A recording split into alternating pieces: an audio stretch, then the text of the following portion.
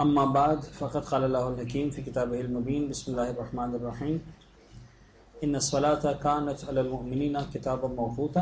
ایک مرتبہ صلوات پڑھتے ہیں آپ لوگ محمد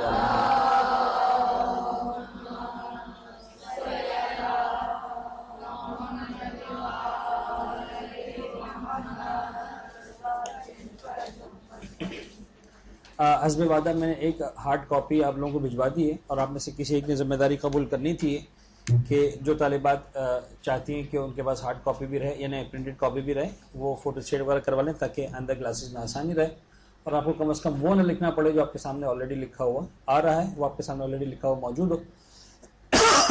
وضاحتی نوٹ ذیشان صاحب سے میں نے کہا تھا کہ کسی کو دے دیں، پتہ نہیں کس کو دی.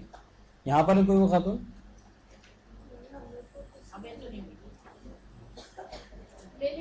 اچھا وہ مل جائے گی آپ لوگوں کو انشاءاللہ. بہرحال ایک کاپی میں لے آیا تھا. اینی ویز پچھلی کلاس کا جو خلاصہ ہے، ریکیپ ہے، وہ یہ ہے کہ نماز واجب ہے یا مستحب. واجب نمازوں میں پنجگانہ نمازیں ہیں، نماز میت ہے، آیات ہے، باقی قضا نمازیں ہیں، اجارہ نمازیں ہیں اور نماز طواف ہے.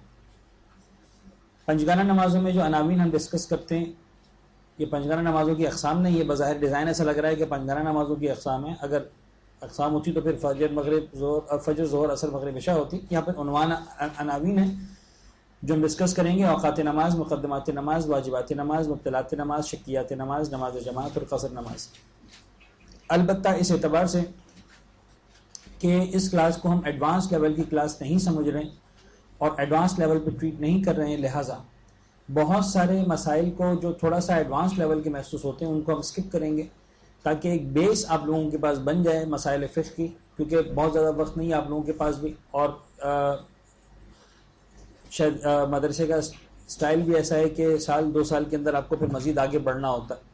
تو اس لیول کے اوپر جو مسائل ضروری سیکھنا، کچھ باتیں البتہ آئیں گی جو آپ کو لگے گا کہ عملی سے زیادہ علمی نوعیت کی ہیں صرف، لیکن سٹل بہت ساری باتیں جو آپ کو پتہ بھی نہیں کہ علمی اعتبار سے یا حتی بعض اوقات عملی اعتبار سے ایڈوانس لیول کی آتی ہیں، اس کو ہم اسکپ کرتے ہوئے چلے جائیں گے، اس کو ہم ڈسکس نہیں کریں گے. مقدمات نماز میں قبلے کے احکام پر بات ہونی ہے، نماز میں بدن ڈھانپنے کے مسائل میں بات ہونی ہے، اور نماز پڑھنے کی جگہ پر بات ہونی ہے. طہارت بھی یقیناً مقدمات نماز میں شامل ہے، لیکن وضو اور غسل کے مسائل کو ہم یہاں پر بالکل بھی نہیں چھیڑیں گے، یعنی باطنی طہارت کو ہم بالکل اسکپ آؤٹ کر دیں گے. قبلے کے احکام، نماز میں بدن ڈھانپنا یعنی بدن کی طہارت کو بھی ہم اسکپ کریں گے، البتہ کچھ مسائل آ جائیں گے اس کے، اور نماز پڑھنے کی جگہ. قبلے کے احکام میں ضروری ہے کہ نماز قبلہ رخ اگر انجام دی جائے. قبلہ وہ مقام ہے جہاں خانہ کعبہ بنا ہوا ہے. جو شخص خانہ کعبہ سے دور ہے اگر اس طرح کھڑا ہو کہ لوگ کہیں قبلہ رخ نماز پڑھ رہا ہے تو کافی ہے. میں نے عرض کیا تھا کہ یہ جملہ در حقیقت اس کیفیت کو سالو کرنے کے لیے کہ اگر کوئی میتھمیٹیکلی سوچنا شروع کر دے اور کہے کہ سر، بلکہ آپ بھی اگر کبھی جو ہے کوئی ایسا کیمرہ لگائیں اپنے کمرے کے اندر جو آپ کی ایک ہفتے کی نمازوں کو ریکارڈ کرے، تو خود آپ کو اندازہ ہوگا کہ اگر آپ ڈیلی بیسس پر مصلی بچھاتے ہیں اور اٹھاتے ہیں تو آپ کو اندازہ ہو جائے گا کہ خود ایک ہفتے کی جو دن کی 5 یا 3 وقت آپ نماز پڑھتے ہیں، فجر، ظہر کے وقت اور مغرب کے وقت، یہ 3 وقت اور ہفتے کا مطلب 7 دن، 21 مرتبہ جو آپ نے مصلی بچھایا اور اٹھایا، خود آپ کے اپنے مصلی بچھانے میں کتنا ویریشن ہے. ظاہر سی بات ہے کہ وہ اتنا زیادہ فاش نہیں ہوگا کہ آپ سمجھیں کہ ہر ایک کو محسوس ہو، لیکن خود آپ کو اندازہ ہوگا ایک دن آپ یہاں پڑھ رہے تھے، دوسرے دن ذرا سے یہاں پڑھ رہے تھے، تیسرے دن ذرا سے یہاں پڑھ رہے تھے، چوتھے دن ذرا سے یہاں پڑھ رہے تھے. اور یہ جو ذرا سا ہے، یہ ذرا سا جب آپ خانہ کعبہ تک پہنچیں گے تو you will be kilometres away from the خانہ کعبہ. یعنی آپ کو مثال کے طور پر مکے کی طرف رخ کر کے نماز پڑھنا ہے، اور مثال کے طور پر 22 کلومیٹر دور ہے عرفات کا میدان، تو پتہ چلے گا کہ آپ کا رخ عرفات کے میدان کی طرف تھا، مکہ تو 22 کلومیٹر دور رہ گیا صرف آپ کی اپنی ایک دن کی نماز کے اندر، فجر اور ظہر کے اندر.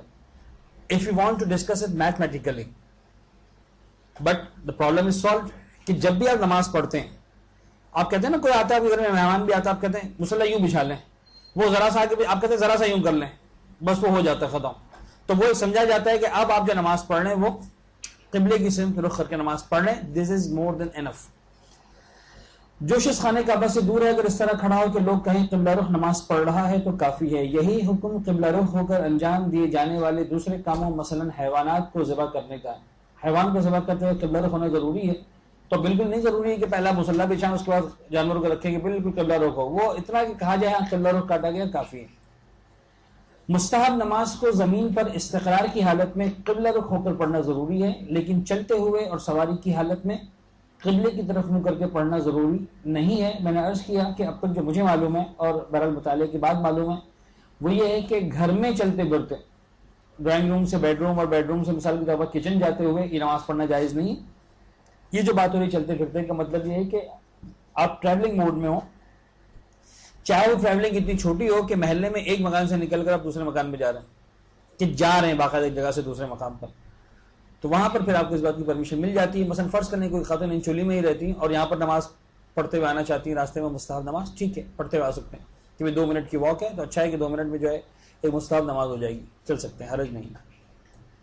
جس شخص کو قبلے کی سمت کا علم نہ ہو اور نماز پڑھنا چاہتا ہو تو یقین حاصل کرنے کی کوشش کرے، نہ ہو سکے اطمینان حاصل کرنے کی کوشش کرے، نہ ہو سکے گمان حاصل کرنے کی کوشش کرے، چاہے کسی علمی طریقے یا کسی کافر کے کہنے سے ہی کیوں نہ ہو. اگر ان میں سے کچھ نہ کر سکے تو جس سمت بھی رخ کر کے نماز پڑھ لے کافی ہے. یہ ہو گیا تھا نماز میں بدن کا ڈھانپنا. یہ ہمارا آج کا پہلا عنوان ہے. نماز میں جو بدن کو ڈھانپا جائے گا وہ کتنا حد تک ضروری ہے.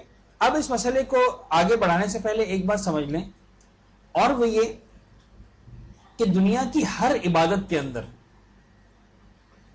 چونکہ ایسا لگتا ہے کہ چاہے وہ مزاج عبادت ہو، چاہے وہ کسی بھی ادر دین ریلیجس سوشل آرگنائزیشن ہو، تو جب بھی آپ ایک اجتماعی یا ایک انفرادی لیول کا کام لیکن کسی آرگنائزیشن کا حصہ بنتے ہوئے، کسی ادارے کا حصہ بنتے ہوئے انجام دینا چاہتے ہیں تو اکثر مقامات پر ڈریس کوڈ کی بات آتی ہے. اسکول کا ڈریس کوڈ الگ ہوگا، کالج کا ڈریس کوڈ ہوگا، یونیورسٹی کا ڈریس کوڈ ہوگا. آپ مثال کے طور پر فرض کر لیں کہ جہاز میں میزبانی کے فرائض انجام دے رہے ہیں، ایئر ہوسٹ بن رہے ہیں، وہاں پر ذمہ داری اور ہوگی، نرسنگ کر رہے ہیں ذمہ داری اور ہوگی وغیرہ. اس طرح کے مختلف مقامات پر پروردگار عالم نے بھی عبادت کی حد تک ایک خاص ڈریس کوڈ مانگا ہے. ایک یونیفارم نہیں مانگا لیکن ایک ڈریس کوڈ مانگا ہے. ایک پرسکرائب طریقہ کار ہے کہ لوگ جب تم میرے پاس آ رہے ہو تو اگرچہ میرا اور تمہارا کوئی پردہ نہیں ہے، یعنی نماز میں خواتین پر بھی بات آئے گی.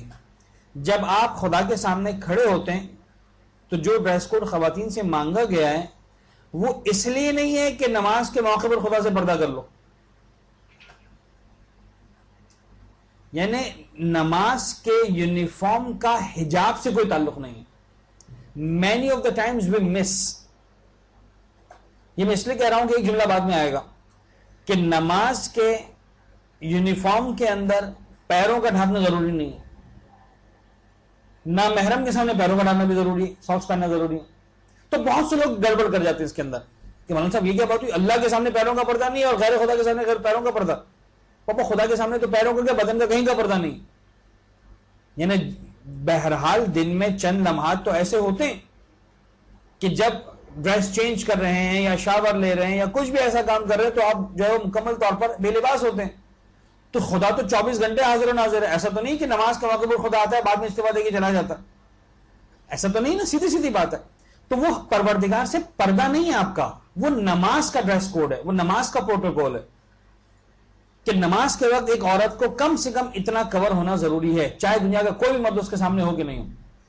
یعنی اس کا نامحرم سے کوئی تعلق نہیں ہے، اس کا خدا سے کوئی تعلق نہیں ہے، اس کا ایک نماز اپنی ایک عبادت سے تعلق ہے، چاہے آپ کسی ایسی جگہ پہ نماز پڑھ رہے ہیں یا کسی انسان کا گزر نہیں.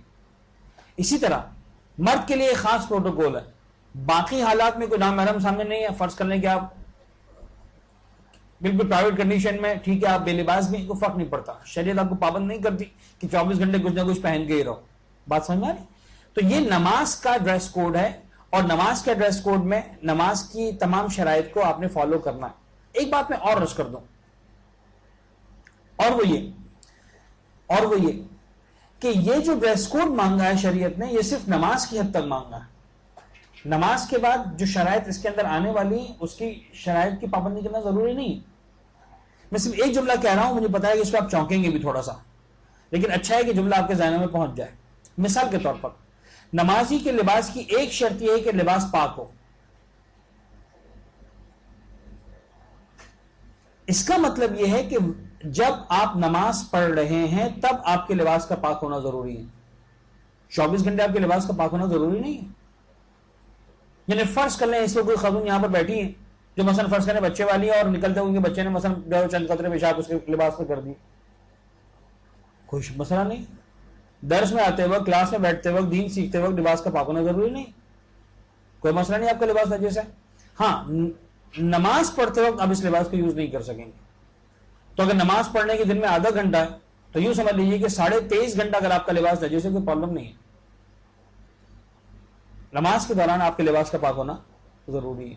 अगर आप नमाज के वक्त लिबास को चेंज करके पाक लिबास पहन लेते हैं तो बाकी औकात में अगर आपका लिबास नजीस भी है तो कोई हर्ज नहीं। इस मसले का फायदा कहां पर होगा? यूरोप में रहने वालों को बहुत सारे मकामात पर इस तरह के मसाइल पेश आते हैं।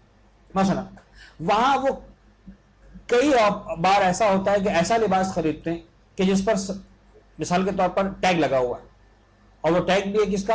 लेदर का।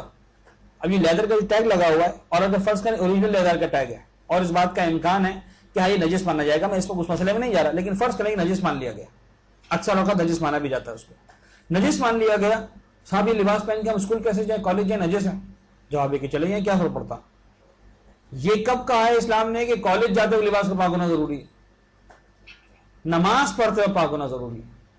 पर्स आप ले रहे हैं, फर्ज करने के इंपोर्टेड पर्स और आपको पता है कि ओरिजिनल लेदर का नजिस है, आप सब ये नजिस पर्स लटका कर मार्केट में कैसे जाएं? बिल्कुल जाइए, क्या फर्क पड़ता है। समझ आ रही एग्जाम्पल्स?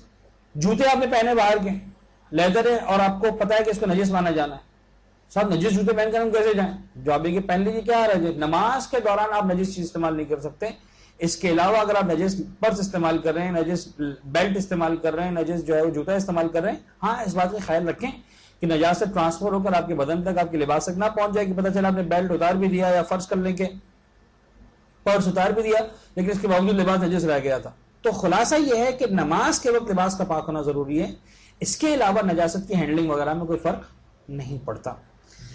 बहरहाल मर्द हज़रात के लिए शर्मगाहों को ढांपना है, बेहतर यह है कि नाफ से घुटनों तक बदन ढांपे, ये कम से कम प्रोटोकॉल है। नमाज के लिए औरत अपना पूरा बदन ढांपे,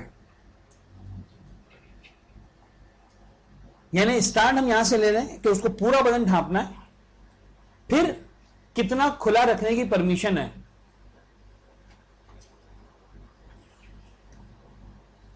लिख लीजिए आप लोग, उसके बाद मैं बता देता हूं। सभी लिख रहे हैं मेरे ख्याल में, मसला नहीं है, I can give you the time, no problem. लेकिन ये आपको नोट्स मिल जाएंगे। मुझे इस बात की फिक्र हो रही है कि आप बिला वजह लिखकर अपना वक्त ज़ाया कर रहे हैं। ये चीज लिखी है आपको मिल चुकी है या मिल जाने वाली है। आप ऐसा करें, लिख कर याद करने के सवाब हासिल करने के बजाय पढ़ कर याद करने का सवाब हासिल कीजिएगा। नहीं, मसला यह है कि आपके पास हफ्ते में जो घंटे हैं उनमें आप ज्यादा बेहतर तरीके से याद कर सकते हैं बनिस्बत इस 1 घंटे के जो हमें मिला हुआ है, इसमें हमारा टाइम निकल जाता है। यानी एज ए टीचर मैं बड़ा डिस्कंफर्टेबल हो जाता हूं कि जब मैं देखता हूं कि तवज्जो मेरी जगह किसी और की तरफ चली गई। जिस तरह परवरदिगार आलम जो है ना शिरकत का कायल नहीं है, शरीक बनाने का कायल नहीं, मैं भी कायल नहीं हूं शरीक। एनीवेज आप लिख लीजिए, मसला नहीं। अच्छा, औरत अपना पूरा बदन ढांपेगी। वुजू में धोया जाने वाला चेहरे का हिस्सा, कलाइयों तक हाथ और टखनों तक पांव ढांपना जरूरी नहीं है। अब आप देखिए कि इस्लाम ये बता रहा है कि औरत को पूरा बदन ढांपना है। अब जो 3 चीजों की इस्तिस्ना मिल रही है, चेहरा, कलाई तक हाथ और टखनों तक पांव, यह लिखा है कि ढांपना जरूरी नहीं, ये नहीं लिखा कि ना ढांपना जरूरी है। Try to understand. यानी आपको परमिशन है कि चाहे तो इतना खोल सकते हैं, ये नहीं कहा कि इतना खोलना जरूरी है। यानी हमारे बाज औकात लगता है कि मौलाना साहब मुंह से पहन के कैसे नमाज पढ़ें। अरे भाई, पहनने क्या फर्क पड़ता है, पैर खुले रखने की परमिशन है, यानी पैर ढांपने की परमिशन भी है। ऐसा नहीं है कि पैर ढांपेंगे तो खुदा ना खास्ता गुनाहगार हो जाएंगे। हाँ, हज एक इबादत ऐसी है जहां औरत से कहा गया कि चेहरा खुला रखना है, यानी वहां चेहरा ढांपने की परमिशन नहीं है। दौरान एहराम औरत को अपना चेहरा खुला रखना है, ग्लव्स पहनने की परमिशन नहीं है। ऑफिशियली इस्लाम ने मना किया है कि a woman can not where the gloves when she is in एहराम position. हाँ, हाथ अपने मखने वगैरह के अंदर छुपा ले और बात है, चेहरा तो ढांपने की परमिशन है ही नहीं। वो फिर अगर किसी को निकाब करना ही होता है तो फिर हम उसको समझाते हैं कि तुम पी कैप पहनो और कम से कम दूर जाओ, 1.5 फीट 1.5 इंच 2 इंच अपना जो है वो निकाब तुम्हारे चेहरे से दूर रहे, تاکہ تمہاری کھال پہ نہ لگے. تو پھر وہ آیا جو نزدیک کا نقاب ہوتا ہے اسے دیکھنا پاسبل ہے, لیکن 1.5 انچ دور جو نقاب آیا دیکھنا پاسبل ہے کہ نہیں. وہ سارے پرابلمز آتے ہیں اس طرح کی خواتین کو. اب ایسی خواتین کی تعداد آٹے میں نمک کے برابر بھی نہیں رہ گئی ہے. خواتین تو ویسے ہی خوش ہوتی ہیں, مولانا ہم کون سا نقاب کرنا چاہتے تھے کہ آپ ہمیں مسئلہ بتا رہے ہیں, آپ اگر اجازت دیں یہ حجاب بھی چھوڑ دینے کو تیار ہے, اس مکنے سے جان چھوٹے ہمارے. لیکن بہرحال سمجھانا صرف یہ ہے کہ وہاں پر صرف شرط ہے, وہ بھی چہرے اور ہاتھوں کی حد تک کہ چہرے کو کھلا رکھنا ہے, ہاتھوں میں گلوز پہننے کی پرمیشن نہیں ہے. وہاں تو خیر اپنے پیروں کو ڈھانپنا ضروری. لیکن اینی ویز عام حالات میں جب ایک عورت نماز پڑھ رہی ہے تو نماز کے ڈریس کے طور پر ان 3 چیزوں کو کھلا رکھنے کی پرمیشن ہے, چہرے کو, کلائی تک ہاتھوں کو, اور ٹخنوں تک پاؤں کو. لیکن اس کا متعلق ہے نماز سے. فرض کر لیں جس کمرے میں آپ نماز پڑھ رہے ہیں وہاں ایک نامحرم بھی موجود ہے, پھر نماز کی حد تک آپ کی نماز صحیح ہو جائے گی, کوئی پیر کھلے, لیکن دونوں فرشتے ایک ساتھ مشغول ہیں آپ کے, دائیں ہاتھ والا بھی اور بائیں ہاتھ والا بھی, دونوں نوکری پہ لگے ہوئے ہیں. ایک لکھ رہا ہے نماز ہو رہی نماز ہو رہی نماز ہو رہی, دوسرا لکھ رہا ہے کہ بے پردگی ہو رہی بے پردگی ہو رہی ہے. ایک گناہ لکھ رہا ہے ایک نیکی لکھ رہا ہے, یعنی چل رہا ہے سارے ساتھ ساتھ. اس کی مثال بالکل ہوئی کہ ایک ساتھ نماز پڑھتے پڑھتے نعوذ باللہ گانا سننا شروع کر دیں کہ نماز بھی ہو رہی ہے اور فرض کریں خدا نہ خواستہ ایک دوسرے گناہ میں بھی انسان کا دل لگا ہوا ہے, تو یہ گناہ ہو جائے گا اگر نامحرم سامنے. اس کا تعلق نماز سے ہے, حجاب سے نہیں. احتیاط مستحب یہ ہے کہ پاؤں کے تلوے بھی ڈھانپے. پریکٹیکلی یہ ہوتا ہے کہ جب آپ کھڑے ہوتے ہیں قیام کے حالت میں تب تو آپ کے تلوے ڈھپے ہوئے ہوتے ہیں, لیکن جب آپ سجدے میں جاتے ہیں تشہد میں بیٹھے ہوتے ہیں اس وقت یہ پرابلم آ سکتا ہے. لہٰذا بہتر یہ کہ کوئی ایسی چیز استعمال کی جائے, اگر آپ پورے ساکس نہیں بھی پہن رہے ہیں اس ثواب کو حاصل کرنے کے لیے, کہ کم از کم پیروں کے تلوے آپ کے جو ہے ڈھپے رہیں. نمازی کے لباس کی شرائط, لباس کے پروٹوکول کے ساتھ. اب اس لباس کے ساتھ آپ نے اپنے اس پورے باڈی کو کور کرنا ہے, چاہے مرد کی بات ہو چاہے عورت کی بات ہو. تو 6 شرائط ہیں. سب سے پہلی شرط یہ ہے کہ وہ لباس جس کو آپ پہن کے نماز پڑھ رہے ہیں وہ پاک ہو, یعنی نماز کے دوران آپ کے لباس کا پاک ہونا ضروری ہے. جب آپ نماز پڑھ رہے ہیں اس وقت اگر آپ کا لباس نجس ہے تو نہیں چلے گا. اس کے علاوہ اگر آپ کا لباس نجس ہے تو کوئی مسئلہ نہیں, جو میں نے شروع میں ڈسکس کر لی بات. دوسری شرط یہ کہ مباح ہو. اب دیکھیے یہ والی بات جو ہے مباح ہو, اس کا تعلق صرف نماز سے نہیں ہے. پاک کے مقابلے میں کیا چیز تھی؟ نجس, یعنی لباس کا پاک ہونا ضروری ہے نماز کے وقت. اس کے علاوہ اگر لباس نجس ہو تو کوئی حرج نہیں. مباح کے مقابلے میں کیا چیز ہے؟ غین صاد بے یہ غصبی. غصبی چیز کسے کہتے ہیں؟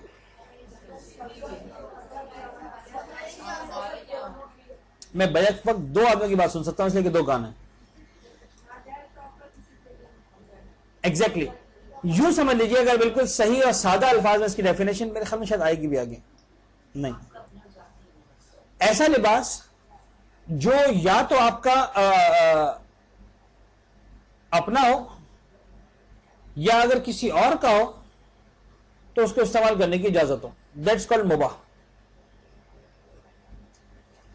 یا تو ذاتی ہو اپنا, مسئلہ ہی ختم ہو گیا. یا اگر کسی اور کا ہے تو اس نے استعمال کی پرمیشن دی ہوئی ہے آپ کو.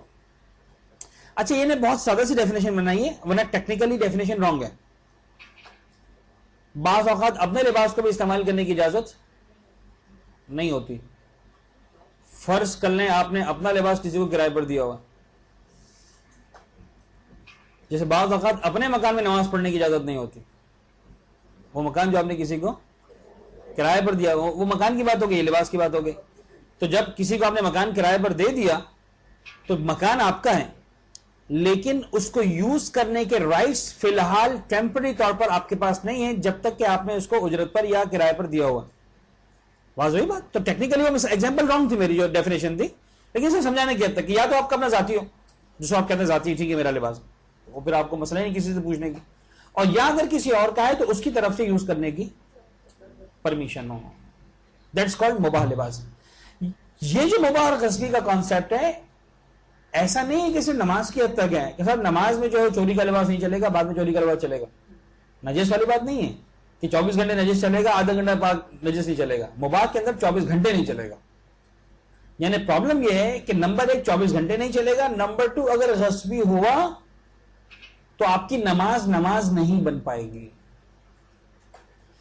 سمجھانا یہ ہے, اگر ایک بات آپ سمجھ سکیں, سمجھانا یہ ہے کہ بعض گناہ ایسے ہیں جو نماز کے ساتھ مرج ہو سکتے ہیں. بعض گناہ ایسے ہیں جو عبادتوں کے ساتھ مرج ہو سکتے ہیں اور اس گناہ کے باوجود بھی عبادت رہتی ہے. پاسبل ہے؟ مثلا کیسے؟ روزے کی حالت میں بے پردہ گھومنا بڑی شاندار ایگزامپل. بے پردگی کا گناہ، مارکیٹ میں جا رہے ہیں، بے پردگی میں شاپنگ کر رہے ہیں، روزہ بھی رکھا ہوا آپ نے، تو آپ کا روزہ صحیح ہے، بے پردگی گناہ ہے. وہ بے پردگی روزے کو ڈسٹرب نہیں کر رہی، روزہ جو ہے وہ آپ کو با پردہ نہیں بنا رہا، ٹھیک ہے، لیکن وہ بے پردگی روزے کو باطل نہیں کر دے گی. تو بے پردگی کے باوجود کیا ہوا؟ آپ کا روزہ چل گیا. ٹائم پاس نہیں ہو رہا لہذا موویز دیکھ رہے ہیں رمضان کے مہینے میں، گرمیوں کے روزے، تو وہ حرام اپنی جگہ، روزہ اپنی جگہ. واضح ہو رہی بات؟ تو ہے بہت سارے گناہ. نماز کے دوران فرض کریں خدا نہ خاصا نماز کے دوران جو میں نے باتوں میں ایگزامپل دی، کوئی میوزک سن رہا، مجھے نہیں خیال کہ شاید کوئی ایسا انسان ہوتا ہوگا، لیکن فرض کرنے کو اتنا شوقین ہے اور کوئی ایسا میوزک چل گیا جو اس کا بہت زیادہ پسندیدہ میوزک ہے اور توجہ چلے گی اس میوزک کی طرف سننے مزے سے، تو بہرحال وہ میوزک کا گناہ ایسا ہے جو نماز کو باطل کم از کم نہیں کرے گا، اس کی کوالٹی کا حشر کرتے ہوئے ایک اور بات ہے. اور وہ والی بات جو میں نے کل پچھلی کلاس میں کہی تھی، ان قبل ما سواہا، ان ردت ما سواہا کی منزل پہ نماز آ جائے گی، قبول ہی نہ ہو سکے خدا کی بارگاہ میں، لیکن بہرحال صحیح کا ٹیگ لگا رہے گا اس کے اوپر، باطل کا ٹیگ اس نماز پر نہیں آئے گا. لیکن مباح والا، غصبی والا گناہ ایسا ہے، چوری والا یا کسی کی اجازت کے بغیر اس کی چیز کو استعمال کرنے والا، جسے چوری کہا جا سکتا ہے نارمل الفاظ میں، سادہ الفاظ میں، یہ گناہ ایسا ہے کہ یہ ویسے تو گناہ ہے ہی ہے، نماز کو بھی ڈسٹرب کر دیتا ہے. نماز کے ایسے لباس کو آپ پہن کے پڑھیں گے تو آپ کی نماز صحیح نہیں ہوگی. ایسے پانی سے آپ وضو کریں گے تو آپ کا وضو صحیح نہیں ہوگا. یعنی مثال کے طور پر اگر آپ کسی ایسی جگہ پر ہیں کہ جہاں آپ نے دیکھا کہ آپ کے پاس اپنا پانی نہیں ہے، جس کا پانی ہے وہ استعمال کرنے کی اجازت نہیں دے رہا آپ کو، اور آپ نے کہا کہ بھائی مجھے پینے کے لیے نہیں چاہیے، مجھے کپڑے دھونے کے لیے نہیں چاہیے، مجھے برتن دھونے کے لیے نہیں چاہیے، مجھے اللہ کی عبادت کرنے وضو کے لیے پانی چاہیے، وہ کہہ رہا نہیں دے رہا، ختم. اب وہ ادھر آگے پیچھے ہوا، آپ نے جو آنکھ بچا کر پانی لے لیا اس کا ایک گلاس، کس کی خاطر لیا؟ اپنی خاطر یا اللہ کی خاطر؟ وضو ہو جائے گا نہیں ہو جائے گا؟ نہیں ہوگا. خدا کہہ رہا ہے تیمم کر کے نماز پڑھو. اب غور فرمائیں، بعض اوقات انسان جب مسائل دین کو نہیں سیکھا ہوا ہوتا تو فی سبیل اللہ فساد کرتا ہے. یہ ہے فی سبیل اللہ فساد ہوتا ہے نا، فی سبیل اللہ جہاد، فی سبیل اللہ فساد ہو جاتا ہے کہ خدا کے نام پہ چلو ہٹو نماز پڑھنی ہے ہمیں، تمہاری جگہ پہ کیا ہوا؟ خدا کی خاطر ساری جگہ آپ نے کسی کو اس کی جگہ سے نکالا، نماز پڑھ لی ڈنڈے کے زور پر، وہ آپ کی نماز ہی باطل ہوگی. وہی بات دا سیم وے لباس، یعنی اگر آپ کے پاس صرف غصبی لباس ہے تو پھر نماز کی حد تک آپ کی ذمہ داری ہوگی حتیٰ اس مسائل پہ عمل کرنا کہ کسی کے پاس لباس اویلیبل نہ ہو تو کیا کرنا اس کو. غصبی لباس میں نماز معاف نہیں ہوگی. یہ اتنا خطرناک مسئلہ ہے. اگر کسی کو غصبی لباس میں کفن دے کر دفنا دیا گیا، قبر کھودنا واجب ہے. دیٹ لیول کلیئر ہو رہی بات. اور ایک لیول آتا ہے کہاں پر غصبی کا؟ جب انسان کسی اور کی چوری نہ کرے، حضرت زہرا کے حق کی چوری کر لے.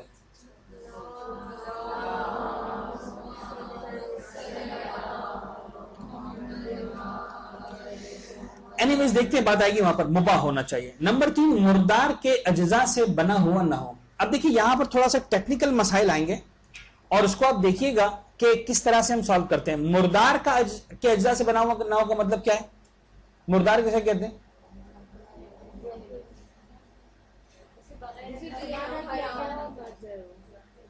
یعنی ہر وہ جانور جو شریعت کے مقرر کردہ طریقے کے علاوہ، جو ذبح کرنے کا طریقہ اس کے علاوہ کسی اور طریقے سے مارا گیا، پھر چاہے وہ حلال گوشت جانور ہو جیسے بکری اور گائے، چاہے وہ حرام گوشت جانور ہو جیسے خرگوش اور لومڑی. اگر ایک ایسا جانور ہے جس کو شریعت کے مقرر کردہ طریقے سے ذبح نہیں کیا گیا، حلال نہیں کیا گیا اس کو، تو چاہے وہ حلال تھا حرام ہو گیا، اور اس کا بدن، اس کی کھال سب نجس ہے. اب اس بکرے کی یا اس گائے کی مثلا کھال اتاری گئی اور اس کی کھال سے مثال کے طور پر لباس بنایا، جیکٹ بنا دیا گیا آپ کا. مردار کی اجزاء سے بنا ہوا اگر لباس ہوگا اس میں نماز پڑھنا جائز نہیں ہوگی. بلی کی کھال ہے، فرض کر لیں جناب علی کہ سانپ کی کھال ہے، بکرے کی کھال ہے، گائے کی کھال ہے، وغیرہ وغیرہ، اگر ایسا جس کو شریعت کے مقرر کردہ طریقے سے ذبح نہیں کیا گیا. دنیا میں ایسی کھالیں بہت رائج ہیں، بہت رائج ہیں. یعنی اگر کسی کے پاس اس طرح کی کیلکولیشن ہو تو وہ سمجھ سکے گا کہ آج دنیا میں ڈیلی بنیاد پر کتنا گوشت کھایا جاتا ہے ایز این ایوریج. کتنے لاکھ جانور روزانہ ذبح ہوتے ہیں. تو دن میں اگر لاکھوں جانور ذبح ہو رہے ہیں تو ہفتے میں کتنے ہوتے ہوں گے، مہینے میں کتنے ہوتے ہوں گے، اور سال میں کتنے ہو جاتے ہوں گے. تو ظاہر سی بات ہے کہ تعداد ایک ہی سال میں کروڑوں تک پہنچ جاتی ہے. گوشت آپ کھا کر ختم کر دیتے ہیں لیکن چمڑا جو ہے وہ سالہ سال چلتا ہے. تو یہ کوئی ایسی میں انہونی بات نہیں کر رہا ہوں کہ پتہ نہیں دنیا کے کس کونے میں آپ کو مثلا جانور کی کھال ملے گی. قدم قدم پر جانور کی کھال ملے گی، قدم قدم پر جانور کی کھال ملے گی، لیدر ملے گا آپ کو. ٹھیک ہے، یہ جو لیدر ہے اب اسلامی ممالک کے اندر تو یہ ہے کہ باقاعدہ ذبح کیا جاتا ہے، ورنہ گوشت بکرے کا اور گائے کا تو یورپ میں بھی کھایا جاتا ہے. وہاں جانور کو کیسے ذبح کرتے ہیں؟ وہاں شریعت کے طریقے سے ذبح نہیں کرتے ہیں، پورے پورے جانور کو فٹ کرتے ہیں مشین کے اندر، آری چلتی ہے، جانور کی گردن ذبح ہو جاتی ہے. آپ اس جانور کا گوشت کھا لیتے ہیں، ایک الگ مسئلہ نمبر 1. نمبر 2، اس کی کھال کو یوز کرتے ہیں جیکٹس کے لیے، بیگس کے لیے، لیدر اپنا پرس کے، سب کچھ سب نجس بنایا جاتا. تو صرف یہ دیکھ کر کہ مثلا بکرے کی کھال ہے یا گائے کی کھال ہے یہ سمجھ نہیں لینا کہ یہ پاک ہوگا اور حلال ہوگا. ٹھیک ہے، تو مردار کی اجزاء سے بنا ہوا نہ ہو. مردار حلال گوشت جانور کا بھی ہوتا ہے، مردار حرام گوشت جانور کا بھی ہوتا ہے. اب یہاں پر ایک مسئلہ جلدی سے سننا ہے، اور وہ یہ کہ اگر جانور مردار نہ ہو، پاک کے مقابلے میں لفظ تھا نجس، مباح کے مقابلے میں لفظ تھا غصبی، مردار کے مقابلے میں اس مسئلے کی حد تک لفظ بنے گا ذبیحہ. کیا بنے گا؟ ذبیحہ، جس کو ذبح کیا گیا. ذبیحہ پاک ہے، چاہے حرام کوئی جانور کا ہو. یس، یہ امپورٹنٹ مسئلہ ہے. ذبیحہ پاک ہے چاہے حرام گوشت جانور کا ہو. اب حلال گوشت کا تو مسئلہ آپ کو معلوم ہے، بقرعید میں آپ دیکھتے ہی ہیں حال اپنی آنکھوں کے سامنے. جب بکرے کو ذبح کیا گیا، گائے کو ذبح کیا گیا، اس کا گوشت حلال ہے، اس کی کھال پاک ہے. لیکن وہ جانور جن کا گوشت کھانا حرام ہے وہ نجس تو نہیں ہے، پاک ہے، سوائے کتے اور سور کے. یعنی خرگوش اٹسیلف ایک پاک جانور ہے کہ نہیں؟ خرگوش اٹسیلف ایک پاک جانور ہے، لومڑی اٹسیلف ایک پاک جانور ہے، بلی اٹسیلف ایک پاک جانور ہے. نجس تو نہیں سارے جانور، ان کا گوشت کھانا حرام ہے لیکن یہ اٹسیلف کیا ہے؟ پاک ہے. یہ کب نجس ہوتے ہیں؟ جب یہ مر جائیں اور ان کو شریعت کے طریقے سے ذبح نہیں کیا گیا. اب فرض کر لیں آپ چاہتے ہیں کہ آپ مثلا لومڑی کی کھال کا جیکٹ پہنے، آپ کو شوق بھی ہے اور دین کے معاملے میں بھی آپ کانشیس ہیں کہ نہیں صاحب ہمیں نجس تو نہیں پہننا. طریقہ ہے، بالکل طریقہ ہے، لومڑی کے اوپر کو صحیح طریقے سے ذبح کر دو، اس کا گوشت کھانا حرام رہے گا. لیکن چونکہ یہ ذبیحہ بن گیا لہٰذا یہ نجس نہیں ہے. جب نجس نہیں ہے تو اس کی کھال بھی نجس نہیں ہے. اب اس کی کھال کو جیکٹ آپ پہن سکتے ہیں، نہ آپ کے بدن کو نجس کرے گی یہ کھال، نہ اس طرح کا کوئی اور مسئلہ پیش آئے گا. کلیئر ہوگی بات؟ جن کے لیے سمجھ میں آگے ایک سلوات پڑھ دیں.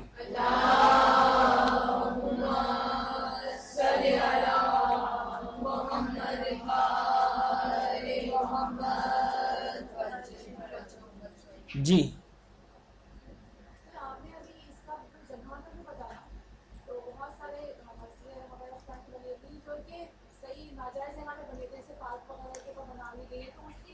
جگہ جگہ فی الحال بات نہیں کر رہے. اگر اس مسئلے میں پڑھیں گے تو پاکستان کی 80% مسجدیں ٹوٹ جائیں گی، مجھے معلوم ہے بڑا سیریس مسئلہ ہے.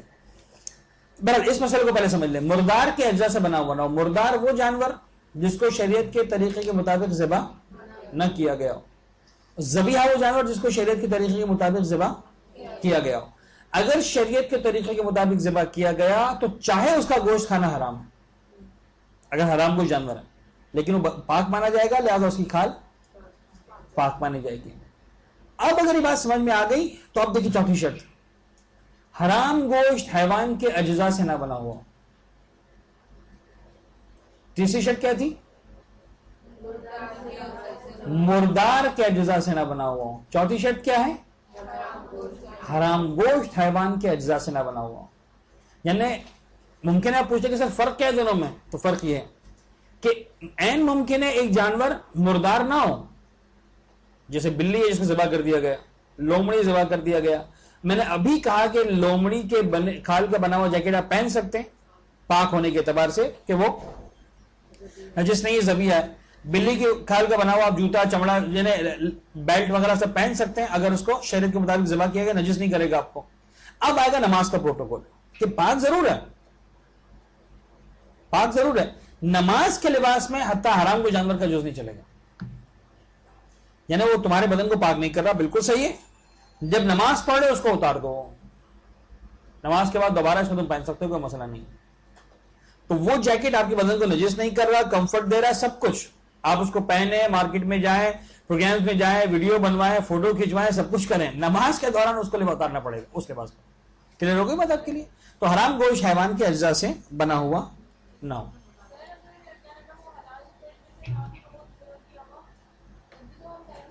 پہن سکتے ہیں لیکن وہ نجس بھی ہوگا اس وقت. میں نے اسی لیے ایک جملہ کہا تھا کہ کانشیسنیس کی بات کر رہا ہوں میں، کہ فرض کرنا آپ نجس نہیں پہننا چاہتے تو طریقہ ہے، لیکن بہرحال نماز کے حد تک حرام گوشت کا بھی نہیں چلے گا چاہے وہ مردار نہ بھی ہو. یعنی I wanted to explain the difference between مردار اینڈ حرام گوشت. سمجھ میں آ رہی بات؟ مردار کے اندر حلال گوشت بھی آ گیا اور حرام گوشت کے اندر مردار نکل گیا.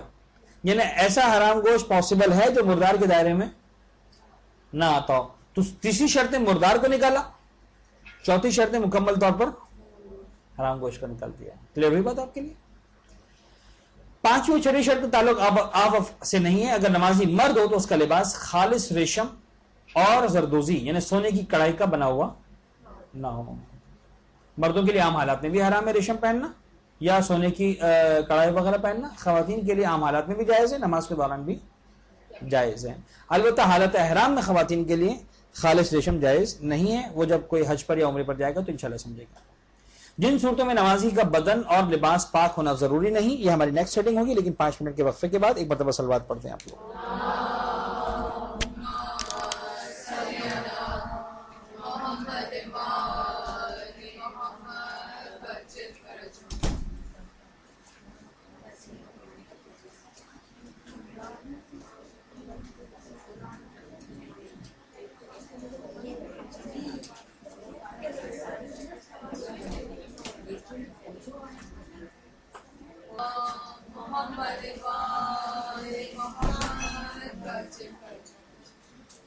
بسم اللہ الرحمن الرحیم وبہ نستعین. جن صورتوں میں نمازی کا بدن اور لباس پاک ہونا ضروری نہیں.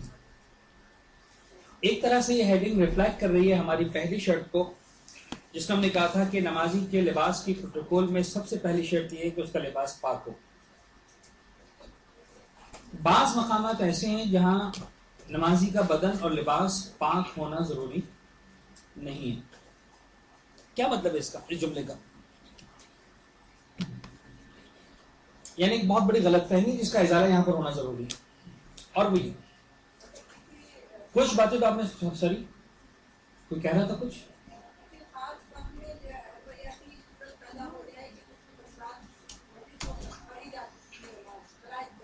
صحیح، بالکل بجا فرمایا. یہی بات ہے. اب صرف یہ کرنا ہے کہ ابھی جیسے ایک بات آئے گی اور آپ میں سے اکثر نے یہ بات مختلف انداز سے سنی ہوئی بھی ہے کہ صاحب اگر خون کا ایک قطرہ لگا ہوا ہو تو نماز پڑھ سکتے ہیں. لیکن ایک انتہائی اہم غلط فہمی جو یہاں پر ہو جاتی ہے، اور وہ یہ کہ کئی سارے سوالات جو میرے پاس آئے اس سے اندازہ ہوا کہ ایک مائنڈ سیٹ یہ بن جاتا ہے کہ خون کی اتنی مقدار پاک ہے. سمجھانا یہ ہے کہ نہیں، نجس ہے، پرمیشن ہے. دیکھیے پاک ہونا اور ہے، نجس ہونا اور نجس کی پرمیشن ہونا اور ہے.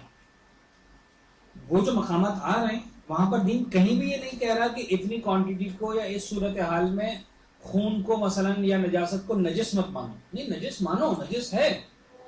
لیکن وہ خدا جو کہہ رہا تھا کہ خبردار میرے سامنے نماز پڑھتے وقت نجس لباس میں کھڑے مت ہونا، وہی خدا کہہ رہا ہے کہ اگر اتنا نجس ہو تو میں پرمیشن دے رہا ہوں، کھڑے ہو جانا، کوئی بات نہیں، ٹھیک ہے. ہمیں اللہ تعالیٰ سے زیادہ دیندار تو نہیں بننا. اس لیے کہ ہم میں سے ہیں بہت سارے لوگ جو اللہ تعالیٰ سے زیادہ دیندار بننا پسند کرتے ہیں. انہیں خدا کہہ رہا ہے کہ میری طرف سے شرط نہیں ہے. ہم کہیں گے نہیں صاحب شرط تو ہے, ہمارا دل ہی نہیں مانتا. تو پھر آپ ذرا دل کا علاج کروائیے, اس لیے کہ عبادت جو ہے وہ دل کا معاملہ نہیں ہے, وہ بندگی کا معاملہ ہے. بندگی کے معاملے میں آپ کو سراپا خم اور سراپا تسلیم رہنا ہے. وہ کہہ رہا ہے ہاں ہاں, وہ کہہ رہا ہے نہ ختم ہو جائے گی بات. تو دیکھیے ذرا جن صورتوں میں نمازی کا بدن اور لباس پاک ہونا ضروری نہیں. نمبر 1, اس کے بدن کے زخم, جراحت یعنی گھاؤ یا پھوڑے کی وجہ سے اس کے لباس یا بدن پر خون لگ جائے. فرض کر لیں کسی شخص کے بدن پر زخم لگے ہوئے ہیں, گھاؤ لگا ہے, کوئی کٹ لگا ہے, کوئی پھوڑا وغیرہ ہے. اس کا جو خون ہے کون سا والا خون, اب اس کی شرائط ہیں, ڈیٹیلز کے اندر ہم نہیں گئے, شرائط ہیں اس کی, لیکن ان شارٹ یوں سمجھ لیجئے کہ وہ خون کہ جو اس زخم کا خون مانا جائے, اور کہا جا سکے کہ اس کو پاک کرنا پاسبل نہیں ہے. ایسا ہوتا ہے بعض اوقات, جیسے زنجیر کے بعد والا خون. مثلا فرض کر لیں کہ کسی مرد نے زنجیروں کا ماتم کیا. اب ہم اس ڈسکشن میں نہیں جا رہے ہیں کہ آیا کون سے مراجعین اس کو پرمیشن دیتے, کون سے مراجعین پرمیشن نہیں دیتے. ہر شخص پابند ہے اپنے اپنے مرضیوں کے اعتبار سے مسائل پر عمل کرنے کا. بعض مراجعین نے اس کی پرمیشن دی ہے, کر سکتے ہیں, بعض مراجعین نے اس کی پرمیشن نہیں دی تو وہ نہیں کر سکتے. لیکن فرض کریں ایسا نوجوان ہے جو ایسے مرضی کی تقلید کرتا ہے, جو اس کو پرمیشن دیتا ہے, اس نے زنجیر کا ماتم کیا. زنجیر کا ماتم کرنے کے بعد اب جو پیٹھ پر زخم لگے ہوئے ہیں ان سے خون رستا رہتا ہے, اگر بہنا بند بھی ہو جاتا تو. شرٹ پہنی, بنیان پہنی, جو بھی پہنا لباس, اب وہ کیا ہے کہ 10 منٹ کے بعد 15 منٹ کے بعد اس پر خون کے ذرات ڈراپس نظر آنا شروع ہو جائیں گے. تو یہ وہ والا خون ہے جو کہا جائے گا کہ ٹھیک ہے, یعنی یہ زخم کا نارمل خون ہے جو نکل رہا ہے, اس کو چینج کرنا ضروری نہیں ہے. اتنا خون الاؤ ہے چاہے وہ پورے شرٹ پہ لگا ہو, یعنی اس کی کوانٹٹی سب بھی ملا کے اچھی خاصی کوانٹٹی ہو جائے گی, لیکن اسی زخم کی حد تک کہ ٹھیک ہے. ہاں خون بہنا شروع ہو گیا اور پتا چلا کہ قمیض سے نکل کر فرض کر لے کہ جو ہے وہ بدن کے اگلے حصوں تک پہنچ گیا اور پینٹ تک پہنچ گیا, نہیں, اس کی بات نہیں ہوگی. لیکن اگر اسی زخم کی حد تک محدود ہے وہ خون, اس سے زیادہ نہیں بہ رہا لیکن اتنا ہی نجس کر رہا ہے, ٹھیک ہے, اس کی یقیناً دین کے اندر پرمیشن ہے, اسی حالت میں نماز پڑھی جا سکتی. ٹھیک ہے. کسی کی سرجری ہوئی, سبزی کاٹتے ہوئے فرض کرنے چھری لگ گئی, انگلی کٹ گئی, خون نکل رہا ہے. اب فرض کرنے خون رکنے کا نام نہیں لے رہا, یا آپ نے خون پاک کر لیا, بہنا بند بھی ہو گیا لیکن ہلکا ہلکا رس رہا ہے, نماز پڑھتے آپ نے دیکھا کہ وہ خون جو ہے وہ پھر رسنا شروع ہو گیا, تو مسئلہ نہیں, تسی اللہ, اس سے آپ کی عبادت باطل نہیں ہوتی. پھوڑا بنا ہوا ہے کہیں پر, دانا لگا ہوا ہے, وہ پھٹ گیا دانا, خون نکلنا شروع ہو گیا, تو مسئلہ نہیں. وہ والے بلڈز آلریڈی الاؤڈ ہیں. تو بدن پر زخم, جراحت یا پھوڑے کی وجہ سے اس کے لباس سے بدن پر خون لگ جائے. جی سر, جیسے کبھی کبھار خون رستا ہے تو تھوڑا سا دبنے کے بعد رستا ہے, تو فار ایگزامپل اگر میں نے اپنا ڈریس چینج کیا تو 15 منٹ تک تو نہیں رسے گا, لیکن اس کے بعد وہ شاید نکل کے 2-3 اسپاٹس آ جائیں, تو اب 15 منٹ کے اندر اندر اگر میں نے نماز نہیں پڑھی تو اب جب میں 15 منٹ کے بعد پڑھوں گی تو پھر اس ڈیفینیٹلی جائز ہوگا. اسی کی بات ہو رہی ہے, یہ اسی خون کی بات ہو رہی ہے جو رس رہا ہے اور چند قطروں کی صورت سے نکل رہا ہے, کسی پھوڑے سے, کسی دانے سے, کسی زخم سے, کسی جراحت سے, یہ الاؤڈ ہے, کوئی فرق نہیں پڑتا. ٹھیک ہے, نجس ہر حالت میں نجس ہے. اسی لیے ہم نے پہلا جملہ استعمال کیا. آپ دیکھیے جن صورتوں میں پاک ہونا ضروری نہیں, نجس ہونے کی حالت میں بھی نماز پڑھ سکتے ہیں. یعنی اسلام اس کو پاک کنسیڈر نہیں کر رہا, مانے گا نجس, لیکن پرمیشن مل جائے گی کہ آپ اس نجاست کے ساتھ بھی نماز پڑھ سکتے ہیں. ٹھیک ہے. نمبر 2, اس کے بدن یا لباس پر درہم کی مقدار سے کم خون لگا ہو. اب یہ جو خون کی بات ہو رہی ہے کون سا خون ہے, یا پھوڑے کی بات نہیں ہو رہی, ایک بالکل نیا ہیڈ ہے, خون لگا ہوا. اچھا, اس کا مطلب یہ ہوا کہ ابھی ہر نجاست کی بات نہیں ہو رہی, مطلب یورین کی بات نہیں ہو رہی, سول کی بات نہیں ہو رہی. فرض کرنے خدا نہ خواستہ آپ ایسے ماحول میں ہیں جہاں پر شراب بہت چلتی ہے, شراب کی قطرے کی بات نہیں ہو رہی, یہ بات ہو رہی صرف کس چیز کی, بلڈ کی.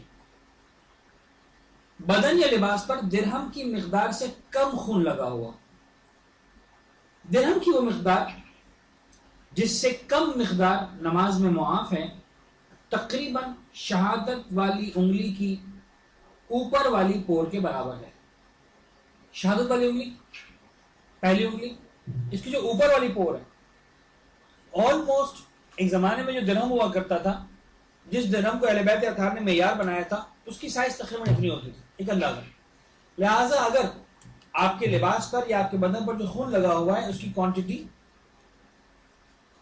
اتنی ہے اس سے زیادہ نہیں ہے وہ نماز نہیں مانی جائے گی. اب دیکھیں کہ پہلی شرط کے اندر جو بات تھی اپنے پھوڑے اپنے زخم اپنے جراحت کی بات تھی. دوسری شرط میں ایسی کوئی بات نہیں ہے. یعنی وہ خون جو آپ کے لباس پہ لگا ہوا ہے یا آپ کے بدن پہ لگا ہوا ہے جس کی کوانٹٹی ٹوٹلی ایک پور سے ایک درہم سے کم ہے وہ فرق نہیں پڑتا کہ آپ کا اپنا خون ہے یا کسی اور کا خون ہے. مطلب فرض کریں آپ کی سسٹر کی انگلی کٹ گئی اور اس کا مثلا جو ہے وہ خون انگلی آپ کے لباس پہ لگ گئی اور ایک قطرہ آپ کے مثلا جو ہے وہ لباس پہ لگا ہوا ہے خون کا آپ کو نظر آ رہا ہے نجس ہے وہ آپ کی بہن کا خون ہے 100% آپ کی نماز صحیح ہے. نجس ہے وہ لباس اس کی نجاست سے ہم انکار نہیں کر رہے لیکن اتنی نجاست نماز میں الاؤڈ ہے. تو چاہے اپنا خون ہو چاہے کسی اور کا خون ہو انسان کا خون ہو کہ جانور کا خون ہو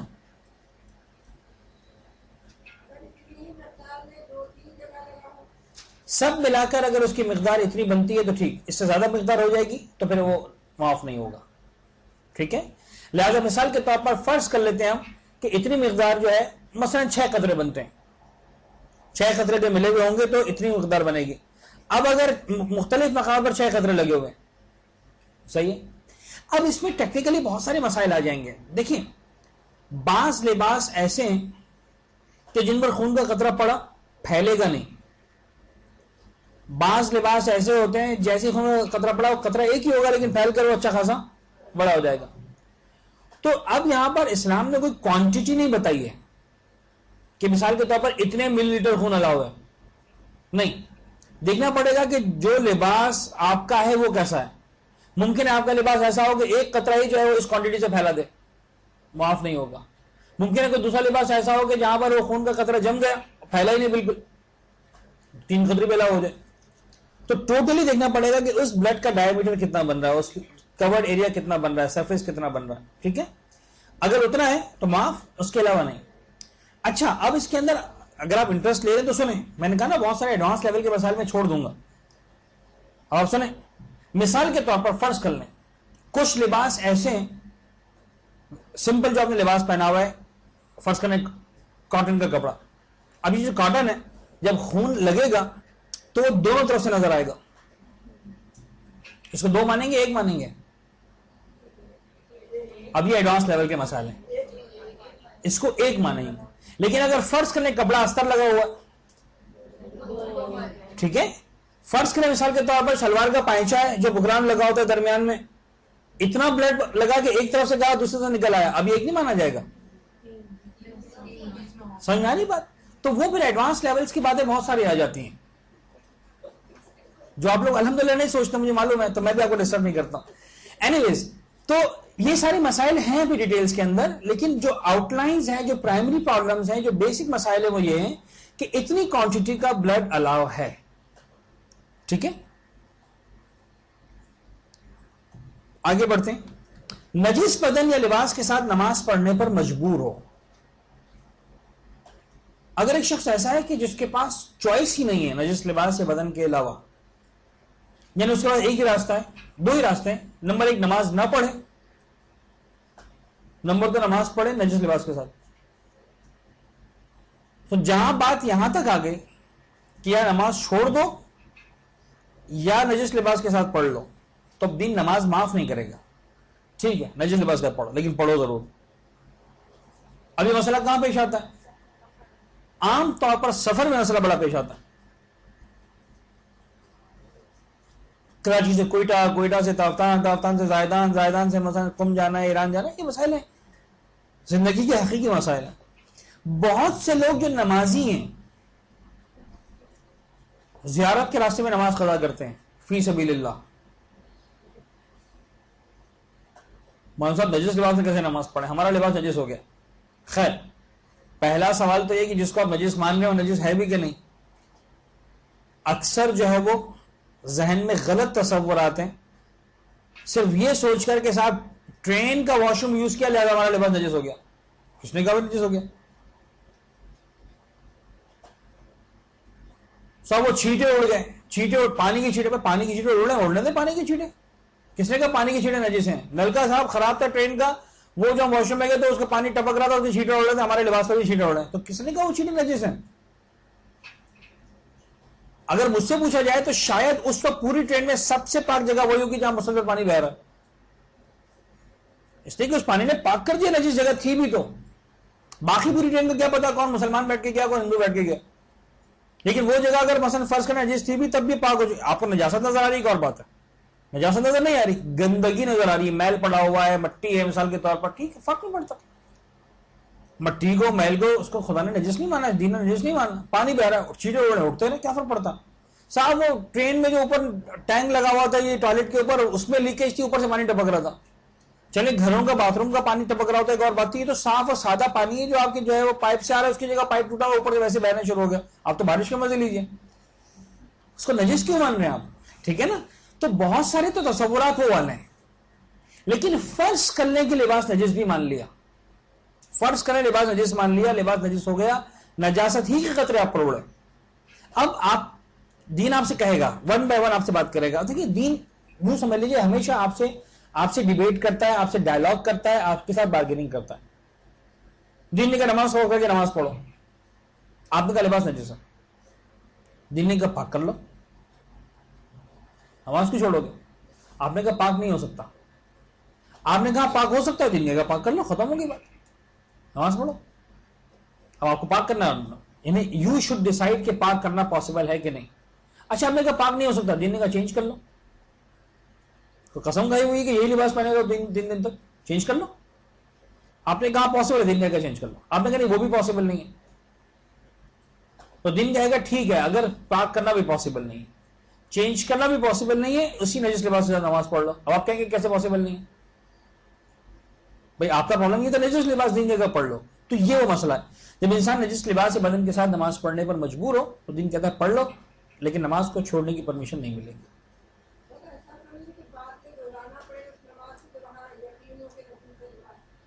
سوری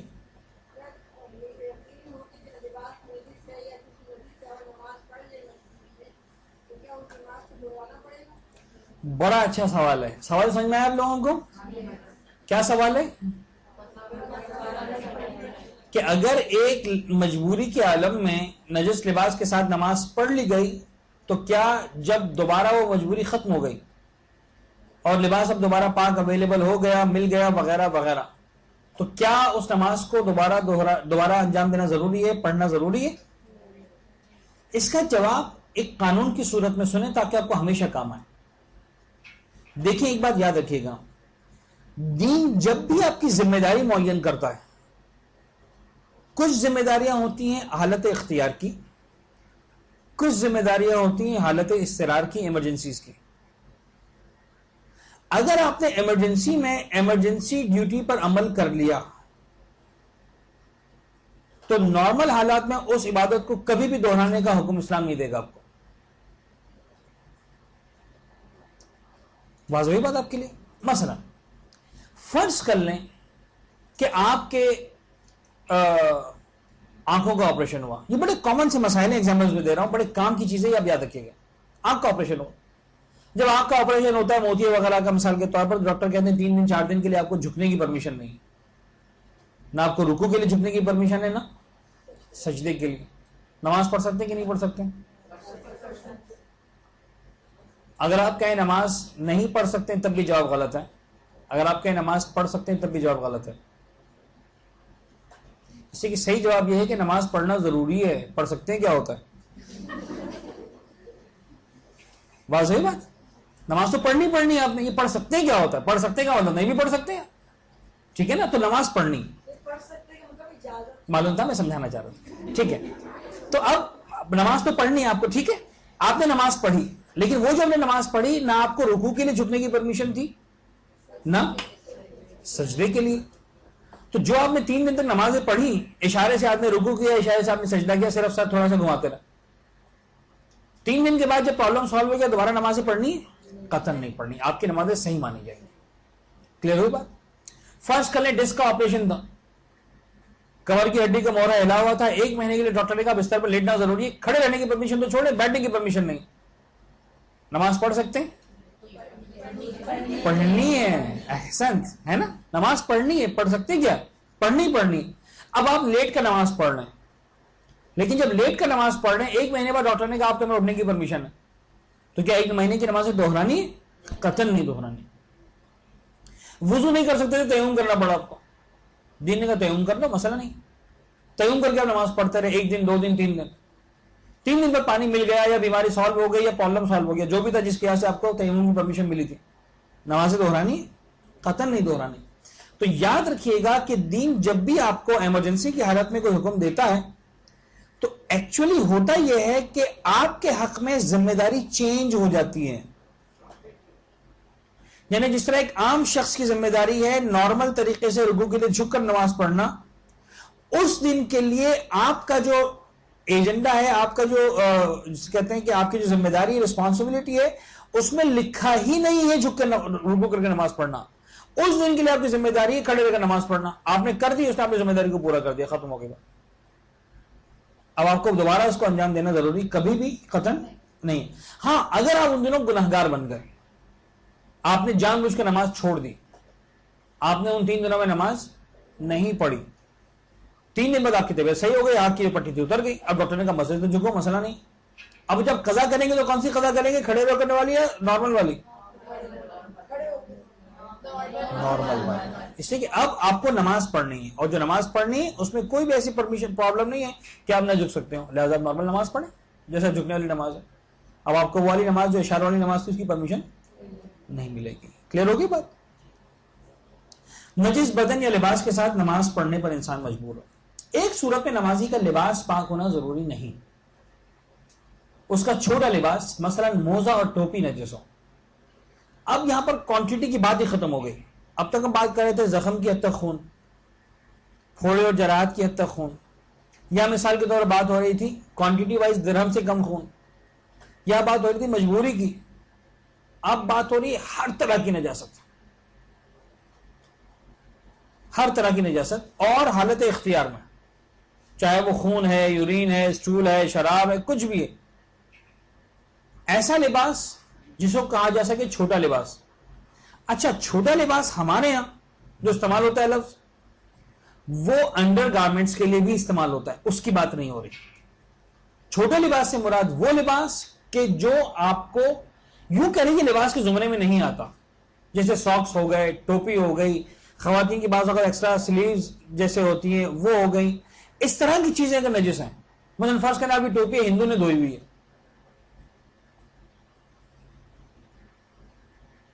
اور آپ نے ٹوپی پہن کے نماز پڑھ لی, وہ ٹوپی نجس ہے, نماز صحیح ہے آپ کی, مسئلہ نہیں. اس لیے کہ جو آپ کا اصل لباس کا پروٹوکول ہے وہ اس کے ذریعے پورا نہیں ہو رہا ہے. تو موزہ ٹوپی ٹائپ کی چیزیں اگر نجس ہیں جو باقاعدہ لباس کے زمرے میں نہیں آتے, وہ اگر نجس ہیں تو کوئی فرق نہیں پڑتا. اسی طرح نجاست کی ہینڈلنگ میں فرق نہیں پڑتا. مثلا فرض کر لیں مثال کے طور پر, بڑی عجیب سے ایگزامپل دے رہا ہوں, ذرا غور کیجیے گا. فرض کر لیں کہ آپ کسی جگہ آپ کے مثلا بچے نے پیشاب کر دیا, آپ کو کچھ اور نہیں ملا پاک کرنے کے لیے, یا مثلا کسی کی جگہ کو صاف کرنے کے لیے, تو آپ کے پاس کوئی چھوٹا سا مثلا ٹاول تھا, فیس ٹاول جو آپ یوز کرتے تھے, مثلا آپ نے اسی ٹاول کو لے کے نجاست کو آپ نے وہاں سے اس پیشاب کو آپ نے مثلا فرض کرنے سمیٹ لیا, صاف کر لیا وغیرہ. اب آپ کو کوئی جگہ بھی نہیں ملی, آپ نے اسی تولیے کو لیا, مثال کے طور پر شاپر میں ڈالا, اپنے پرس میں ڈال لیا دوبارہ کہ بھائی اس کو گھر جا کر پاک کر لیں گے تاکہ اس کو پرس بھی نجس نہ کریں. اور اب آپ نماز پڑھنے وہی پرس لٹکا ہوا. Now you are handling the نجاست. آپ نماز کے دوران پرس اٹھائے ہوئے ہیں, پرس کے اندر نجاست ہے. نجاست کو یہ لباس نہیں ہے جائز. کلیئر بات؟ جو میں نے کہا نا ایڈوانس لیول کے مسائل میں چھوڑوں گا, ان میں سے کی بات تھی. تو خیر بہت سارے چھوڑتا جا رہا ہوں, لیکن کچھ باتیں اشارتاً تاکہ آپ کو اندازہ ہو کہ شریعت کے اندر بہرحال ہمارے مراجعین نے, ہمارے علماء نے بہت کچھ سوچا ہے. یہ تو پکی پکائی تازہ روٹی ہے جو آپ کو بڑی آسانی کے ساتھ مل رہی ہے, یہ بھی ہمیں بعض اوقات مشکل لگ رہی ہوتی ہے.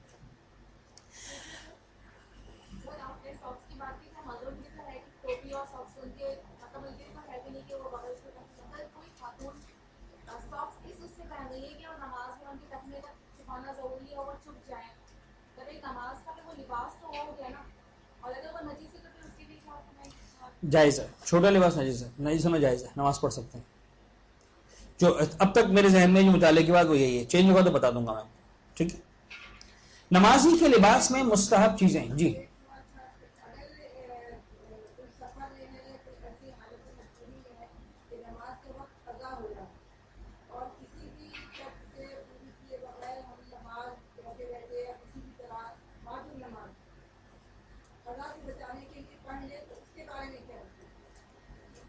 وہی والی بات کہ جس وقت آپ نماز پڑھ رہے ہیں دین اس وقت کوئی نہ کوئی آپ کی ذمہ داری معین کر رہا ہے کہ دیکھو اب تمہارے پاس نماز قضا ہونے میں مثلا 10 منٹ باقی رہ گئے ہیں, 10 منٹ بعد مغرب کی اذان ہو جائے گی, اور جس ٹرین میں تم سفر کر رہے ہو وہ ٹرین رک بھی نہیں رہی, قبلہ بھی معلوم نہیں ہے, پوزیشن ایسی نہیں ہے, ٹرین اتنا زیادہ لرز رہی ہے کہ تم کھڑے ہو کے نماز نہیں پڑھ سکتے. تمہارا مثال کے طور پر سن ایسا ہے کہ تم کھڑے نہیں رہ پاؤ گے اتنی لرزتی ہوئی ٹرین کے اندر, تو دین ایسے وقت میں کہے گا بیٹھ کے نماز پڑھ لو. چونکہ دین اس وقت آپ کی ذمہ داری ہی لگا رہا ہے کہ بیٹھ کے نماز پڑھو, اور آپ نے نماز پوری پڑھ لی, اس نماز کی قضا نہیں. ٹھیک ہے. نمازی کے لباس میں مستحب چیزیں, اب یہ کچھ چیزیں مردوں کے اعتبار سے مستحب ہیں. تحت الحنک کے ساتھ امامہ, یہ خواتین کے مستحبات میں شامل نہیں ہوگا. ابا پہننا مرد حضرات کے لیے مستحب ہے کہ ابا پہنے. آپ نے علماء کرام کو دیکھا ہوگا پہنے ہوئے, اوپر سے ابا پہنتے, وہ ابا پہنا نماز کے حالت میں ہر مومن مرد کے لیے مستحب ہے پہننا.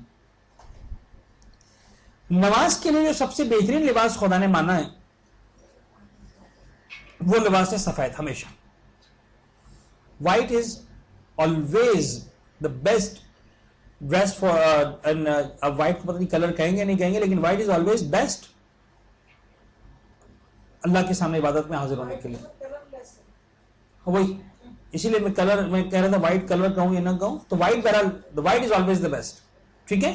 نماز کی حالت میں بھی, احرام کی حالت میں بھی, اور حتیٰ جب ہمیشہ ہمیشہ کے لیے رب العزت کی بارگاہ میں حاضر ہونا ہے کفن کی حالت میں بھی, white is always the best. پاکیزہ ترین لباس پہننا,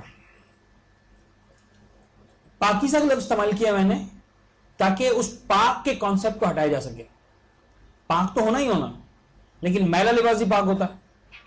ایک لباس آپ نے 4 دن سے پہنا ہوا اور نجس نہیں کیا آپ نے, ٹھیک ہے وہ پاک ہے, میلا ہو چکا ہے لیکن پاک ہے. تو نماز کی حالت میں آؤ تو پاک ہونے کے ساتھ ساتھ پاکیزہ بھی ہو, یعنی صاف ستھرا. قیمتی کی شرط نہیں ہے, مہنگا ہونا شرط نہیں ہے, لیکن نیٹ اینڈ کلین, صاف ستھرا لباس, اس کو ہم نے پاکیزہ کا لفظ استعمال کیا. نمبر 5 خوشبو کا استعمال کرنا. اور رب العزت کی بارگاہ میں جب باقاعدہ طور پر عبادت کے لیے کھڑے ہو رہے ہو تو کوشش کرو کہ خوشبو کا استعمال بھی کرو. عقیق کی انگوٹھی پہننا, مستحب ہے کہ انسان جب نماز پڑھے خدا کے سامنے حاضر ہو تو اس کے ہاتھوں میں عقیق کی انگوٹھی بھی پہنی ہوئی ہے اس میں. نمازی کے لباس میں مکروہ چیزیں. نمبر 1 سیاہ لباس پہننا. بلیک ڈریس پہن کر آپ نماز پڑھ رہے ہیں, یہ مکروہات میں شامل ہے. نماز کے دوران آپ کا لباس اگر سیاہ ہے تو یوں سمجھ لیجئے کہ خدا کو نہیں پسند ہے کہ میرا مومن یا مومنہ جب میرے سامنے نماز کے لیے آ رہے ہوں تو انہوں نے سیاہ رنگ کا لباس پہنا ہوا. مکروہ کا مطلب محرم ہو چاہے محرم نہ ہو. محرم کے ایام میں ویسے سیاہ لباس پہننا مستحب ہے. ہمارے کئی سارے مراجعین کا فتویٰ ہے کہ ایام غم میں اظہار غم کے طور پر جو سیاہ لباس پہنا جاتا ہے وہ یقیناً شعائر میں شامل ہے, مستحبات میں شامل ہے, اس میں حرج نہیں ہے. لیکن نماز کی حد تک اگر آپ کے لیے پاسبل ہے تو آپ ضرور لباس کو چینج کریں. لیکن پھر وہی والی بات ہے کہ نماز کو قضا نہیں کر سکتے. اگر آپ کالے لباس کو پہن کے نماز پڑھیں گے تو مکروہ کا مطلب یہ ہے کہ خود دیکھیں مکروہ کے کانسیپٹ کو آپ سمجھیں تھوڑا سا. مکروہ ہوتا کیا ہے مکروہ, کیا ہے آپ کے ذہن میں؟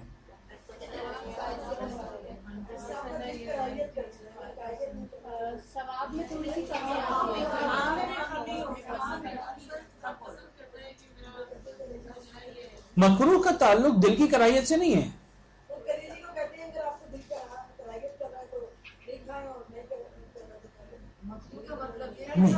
نہیں never like this.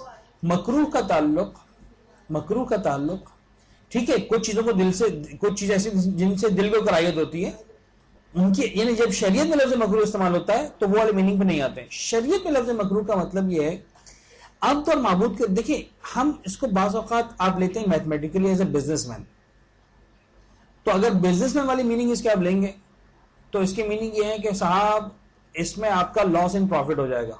You know what is loss in profit? Loss in profit کیا سوچتا ہے, یا لاس یا پروفٹ ہے؟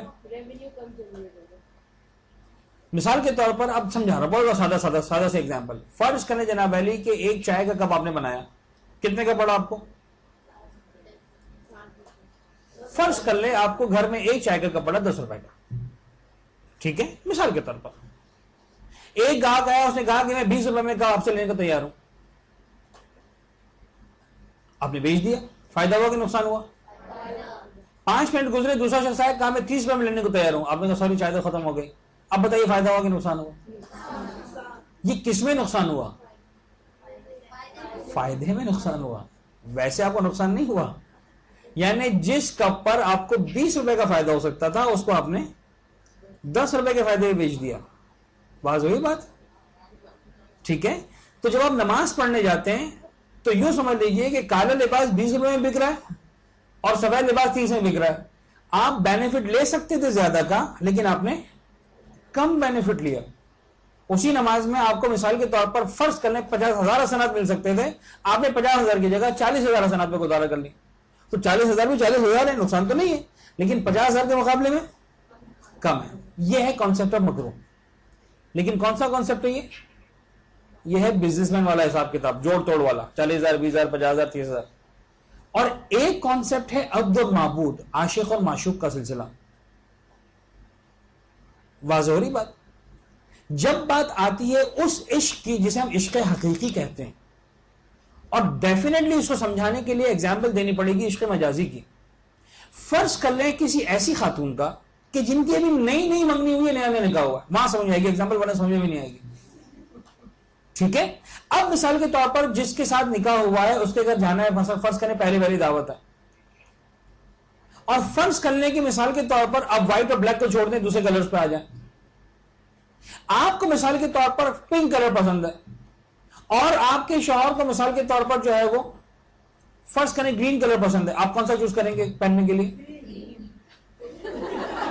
سمجھ میں آئی بات؟ یہ ہے مکروہ. یعنی آپ پنک پہن کر بھی چلے جائیں گے تو آپ کو گھر سے نکال نہیں دے گا,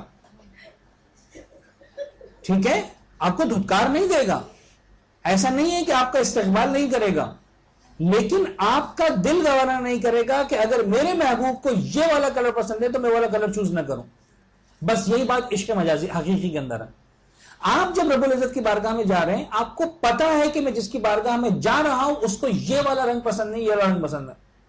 اگر آپ بلیک پہن کر چلے جائیں گے, ایک تو ثواب بارگیننگ والی بات ہے نا, میتھمیٹک والی, میں نے کہا بزنس مین والی بات کہ ٹھیک ہے 10,000 کم ہو گیا, حسنات ثواب زیادہ ہو گیا, جنت کا ایک درجہ کم ایک درجہ زیادہ, وہ جو ہم اسٹیٹ ایجنسی کھول کے بیٹھ جاتے ہیں, ثواب کی ایجنسی کھول کے بیٹھ جاتے ہیں, ثواب کم ہو, بابا ثواب اور عذاب سب بات کی باتیں ہیں. دیکھو اس کو کیا پسند ہے.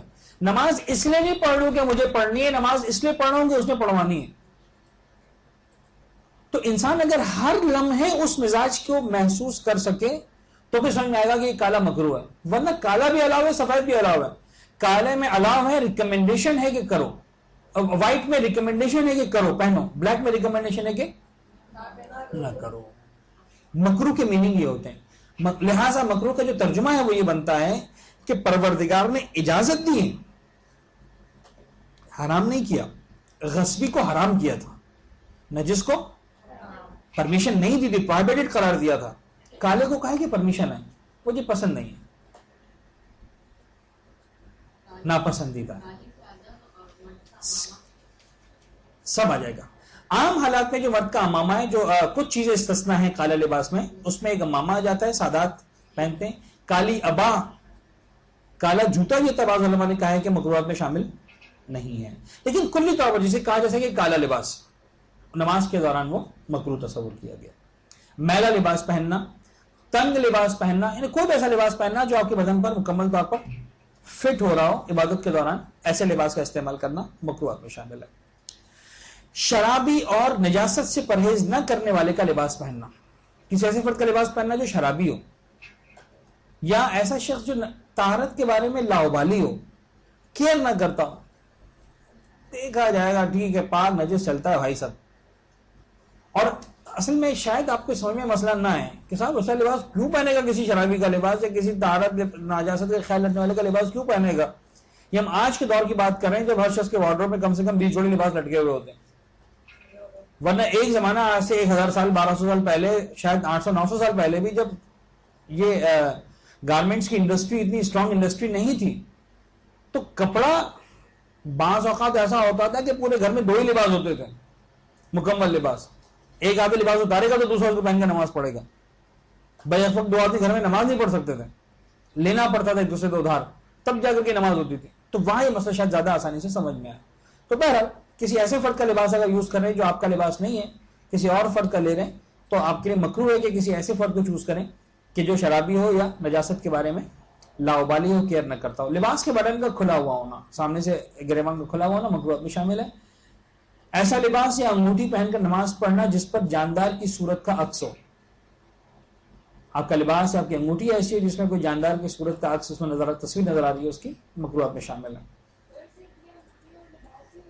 بات یہ بھی لباس کی تک بات ہو رہی ہے نا، جگہ کی بات نہیں ہو رہی، فی الحال جگہ میں بات آ جائے گی۔ نماز پڑھنے کی جگہ، نمازی کے لباس کی باری آ گئی، اب نماز پڑھنے کا مقام جہاں پر آپ نماز پڑھ رہے ہیں، اس کو ہم شروع کر لیتے ہیں، میرے خیال میں انشاءاللہ مکمل ہو پائے گا یہ اگلی کلاس میں۔ ایک مرتبہ آپ لوگ صلوات پڑھ دیں محمد والے محمد پر۔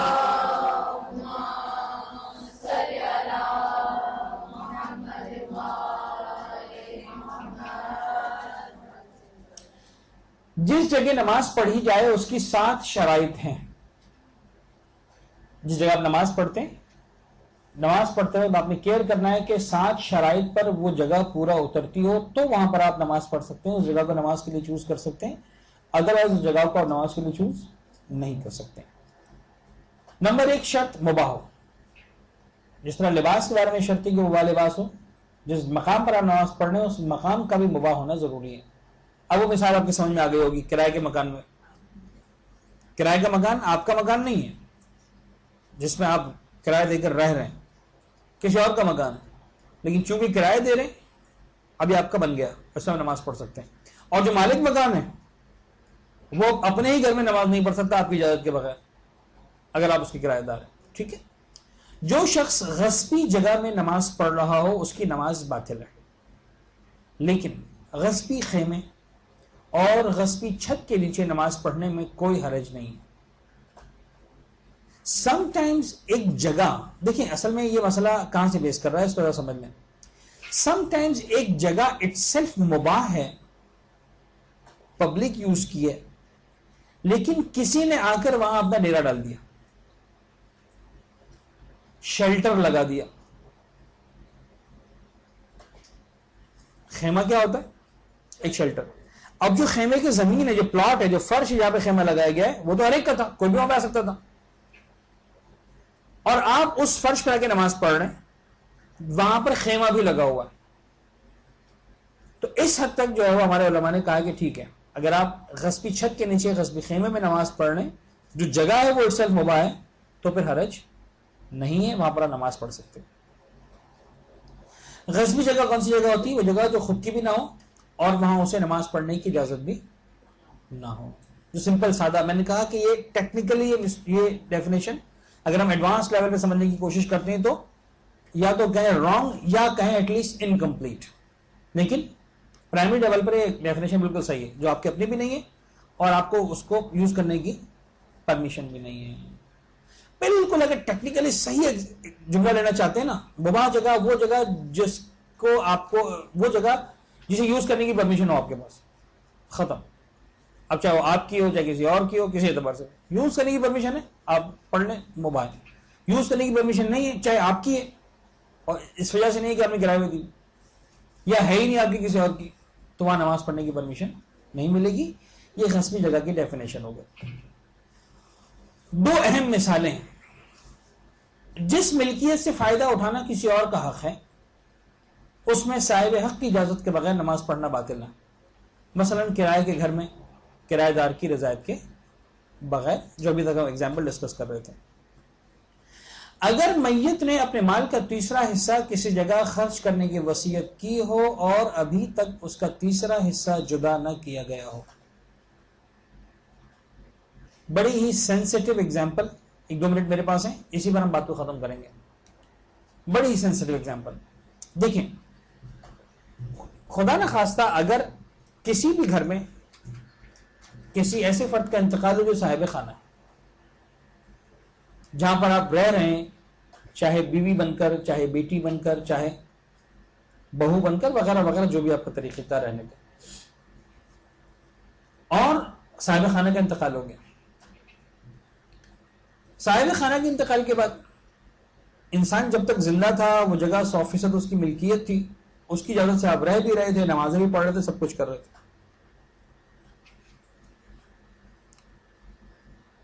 کچھ اہم باتیں بتا رہا ہوں، ڈیٹیلز میں نہیں جا پاؤں گا ورنہ 1 گھنٹے کا لیکچر ہے.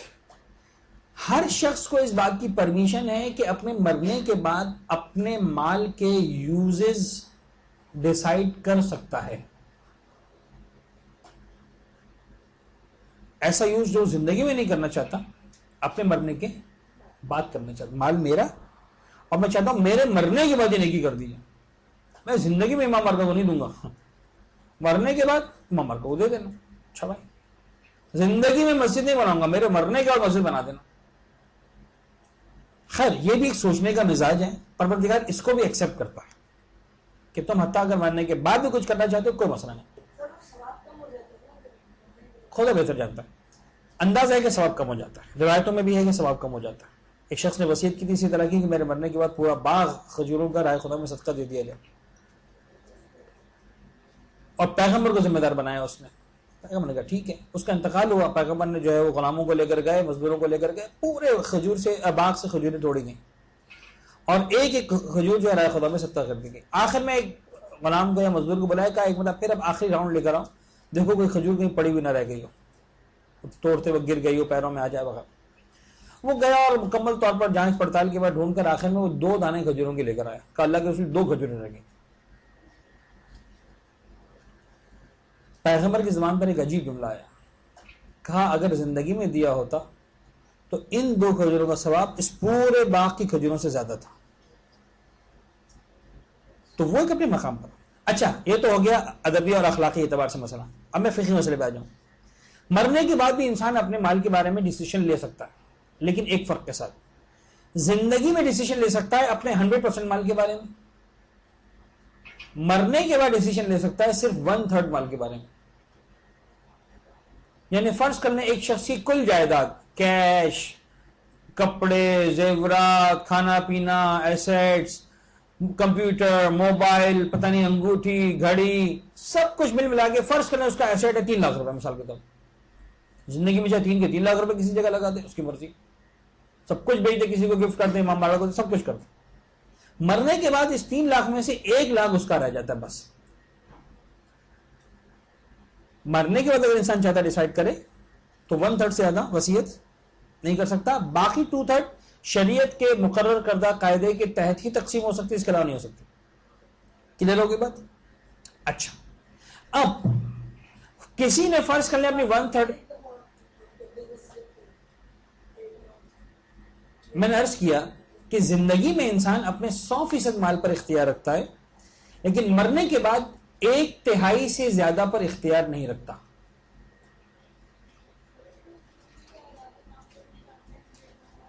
وہ جو کرتے ہیں وہ بہت کچھ غلط کرتے ہیں. صحیح قانون یہ ہے ہمارے پاس، شریعت کرے گی، دین کرے گا، ٹھیک ہے. دین اس کو پرمیشن دیتا ہی نہیں.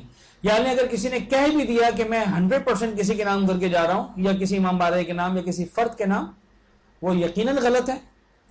میکسیمم 1/3 اس فرد کا یا اس ادارے کا ہو سکے گا جس کی اس نے وصیت کی ہے، باقی 2/3 شریعت کے قاعدے کے مطابق ہی تقسیم ہوگا. ہاں جتنے ورثہ ہیں وہ سب کے سب پرمیشن دے دیں کہ ٹھیک ہے بھائی ہمارے مرحوم آپ نے وصیت کی، اس کو ہم سائن کرتے ہیں، پھر تو کیا فرق پڑتا. یعنی مثال کے طور پر چلیں بہت زیادہ سمپل ایگزامپل لیں. ایک آدمی اس کی کل دارائی 3 لاکھ روپے، ٹھیک، زندگی میں 3 لاکھ کسی کو دے سکتا تھا. اس نے کہا نہیں، میرے مرنے کے بعد سارا کا سارا مسجد میں دے دینا. فرض کر لیں مرنے والے کی ایک ہی اولاد ہے، نہ مرنے والے کی بیگم ہے، نہ مرنے والے کے ماں باپ ہیں، کوئی بھی نہیں، ایک اس کی اولاد ہے، لڑکا یا لڑکی مثال کے طور پر. قاعدہ شریعت کیا ہے کہ مرنے کے بعد سارے کے سارے مال کے وارث کون ہے؟ وہ اولاد، وہ لڑکا یا وہ لڑکی جو بھی ہے، ایک بچہ 100% کا وارث ہے. اس نے کہا کہ 3 لاکھ کے 3 لاکھ دے دینا مسجد کو. پریکٹیکلی کیا ہوگا قاعدہ شریعت میں؟ 1 لاکھ مسجد کو جائے گا، 2 لاکھ اس اولاد کو مل جائے گا. یہ ہے سمپل. ہاں اگر اولاد کہہ دے کہ ٹھیک ہے میں اپنے باپ کی وصیت کو اوکے کر رہا ہوں، تو یہ 2 لاکھ تھا تو اولاد کا، وہ چاہے مسجد میں دے دے، اس کی مرضی، وہ چاہے امام باڑے میں دے دے، چاہے وہ مثال کے طور پر کاروبار میں لگا دے، وہ مسئلہ نہیں ہے. یعنی اگر وہ جائے گا بھی مسجد میں تو ورثہ کی پرمیشن کے ساتھ جا سکتا ہے، اس کے بغیر نہیں جا سکتا. اور ورثہ کو رائٹ ہے کہ اس پرمیشن کو، وہ اس وصیت کو ریجیکٹ کر دیں کہ ہم صرف 1/3 تک ویلڈ مانتے ہیں، باقی کو ویلڈ نہیں مانتے. وہ کوئی گناہگار بھی نہیں ہوں گے کہ صاحب باپ کی خواہش پہ عمل نہیں کیا یا یہ نہیں کیا وہ نہیں کیا، ایسا کچھ بھی نہیں. کلیئر ہو گئی بات؟ جو withdraw ہوا ثواب اس پیسے کا اس کو ملے گا، ڈیفینیٹلی اس کو ملے گا، ڈیفینیٹلی اس کو ملے گا، جو ودرا اس کو ملے گا. وصیت کے مسائل میں نہیں، میں نے کہا نا آپ کو صرف بنیادی میں نے بات بتا دی. اب ہمارا نماز سے متعلق مسئلہ سمجھ لیں پہلے. اب اگر کسی نے وصیت کر دی تھی کہ مثال کے طور پر میرے مال کا 1/3 حصہ امام بارگاہ کو دے دینا. اب جس گھر میں آپ رہ رہے ہیں، باپ کا انتقال ہو گیا، اولاد بن کے رہ رہے ہیں، کل تک یہ گھر 100% باپ کا تھا، نماز پڑھنا جائز تھی. اب یہ گھر 1/3 کسی اور کا، 2/3 آپ لوگوں کا. جب تک امام بارگاہ سے سیٹلمنٹ نہیں ہوتا اس گھر میں نماز پڑھنا جائز نہیں. سمجھانا صرف اپنی زندگی میں ہی اولاد کو کہتے ہیں کہ یہ گھر تمہارا ہے، تو وہ والدین کیا اولاد کی اجازت سے نماز پڑھتے؟ مجھے معلوم ہے اس کے، یعنی جب میں نے کہا تھا کہ 1 گھنٹے کا لیکچر ہے تو بلا وجہ نہیں کہا تھا، مجھے معلوم ہے آپ کے ذہن میں کیا کیا مسائل ہیں. یعنی میں جہاں بھی جاتا ہوں مجھ سے کیا کیا سوالات پوچھے جاتے ہیں، لیکن ہم الجھتے رہیں گے، بہت بات آگے نکل جائے گی کہ زندگی میں وراثت تقسیم کرنا کیا ہے، زندگی میں کسی کے نام کر دینا کیا ہے، مرنے کے بعد کیا ہے. اس تمام چیزوں کو سمجھنا پڑے گا. وہ فی الحال ہمارا ٹاپک بالکل بھی نہیں.